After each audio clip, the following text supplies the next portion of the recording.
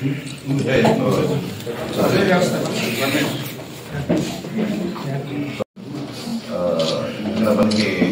తెలిసిన విషయాలన్నీ కూడా మీకు ఇన్ రైటింగ్ రాసుకోవడం జరుగుతుంది. ప్రశ్నలు కాపీలు ఇస్తారా? ఇవ్వండి. నేనైతే బ్రీఫ్గా చెప్పేస్తాను ఒక 1 minute. ఓకేనా? అంతా రెడీగా? Okay.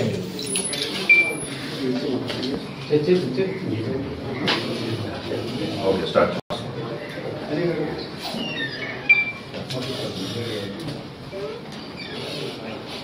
కాసిబిగ్గ police station crime number 43/25 కేసులో ఇది ఫస్ట్ ఒక వ్యక్తి అనుమాన పరిస్థితుల్లోని కోసంపురం అండ్ కొండలాగం రోడ్డులో పడి ఉన్నాడని ఒక ఇన్ఫర్మేషన్ మేరకు ఎఫ్ఐఆర్ ఇష్యూ చేయడం జరిగింది. ఈ వ్యక్తికి గాయాలతో చనిపోయాడు అని చెప్పేసి అనే ఒక ఇన్ఫర్మేషన్ మేరకు మనం ఎఫ్ఐఆర్ ఇష్యూ చేయడం జరిగింది. దానిపైన పూర్తిగా పోలీసు పరంగా ప్రాథమిక దర్యాప్తు చేయగా ఇది ఒక మర్డర్గా ఒక సాక్ష్యాధారం లభించడంతో ఆ కోణంలోని మేము వెరిఫై చేయడం జరిగింది. ఈ కోణంలో వెరిఫై చేయగా దీనికి ఒక వ్యక్తి యావేష్ జాన్ అనే వ్యక్తి ఈ మర్డర్ యావేష్ జాన్ అనే వ్యక్తి ఈ చనిపోయిన కామిటి శ్రీను చంపడానికి కారణం అని చెప్పేసి మనకి ప్రాథమిక దర్యాప్తులో తెలియడం జరిగింది. ఈ కామిటి శ్రీను చనిపోయిన ఆయన యావేష్ జాన్ కూడా సత్యనారాయణ చీపికల్ ఫ్యాక్టరీ ఇండస్ట్రియల్ ఏరియాలో ఒకే దగ్గర నివసిస్తూ ఉంటారు. పక్కపక్కని యాజమాన్యం ప్రొవైడ్ చేసిన హౌసెస్లో ఉంటారు. ఈ యావేష్ జాన్కి పెండ్లి కాలేదు, కామిటి శ్రీకి పెండ్లి కాలేదు. యావేష్ జాన్కి పెండ్లై 2 పిల్లలు కూడా ఉన్నారు.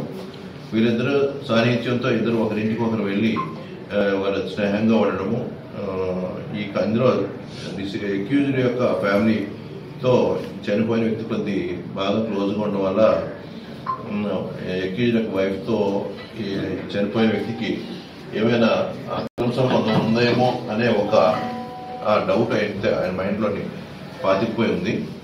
అది ఆ అనుమానం మీద వీరిద్దరూ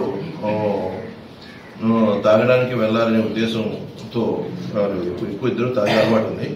24/1/25 ఈవినింగ్ 4:3:15 కల్లా తాగడానికి వెళ్దామని చెప్పేసి ఇన్వైట్ చేశాడు. ఈ జాను కామిటి శ్రీని ఇన్వైట్ చేసి ఇద్దరు ఇంటి దగ్గర నుంచి బయలుదేరి ఈ కోసంపురం కొండలాగం రోడ్లో వెళ్ళి అక్కడ కొంతసేపు ఒక గదిలో మందు తాగి తిరిగి వస్తుండగా దారిలో ఒక జగనన్న కాలనీ దగ్గర ఒక పైప్ని పికప్ చేసుకొని, అంటే తన ప్రిపరేషన్ తను ఏదో గొడవ పెట్టుకొని దాన్ని కొట్టి చంపాలనే ఒక ప్రిపరేషన్తో ఒక రాడ్ని కూడా పికప్ చేసుకున్నాడు. ఆ రాడ్ని పికప్ చేసుకొని దారిలో వస్తుండగా ఒకరిద్దరు వాళ్ళు డైరెక్ట్గా గొడవ పడడం కూడా చూడడం జరిగింది.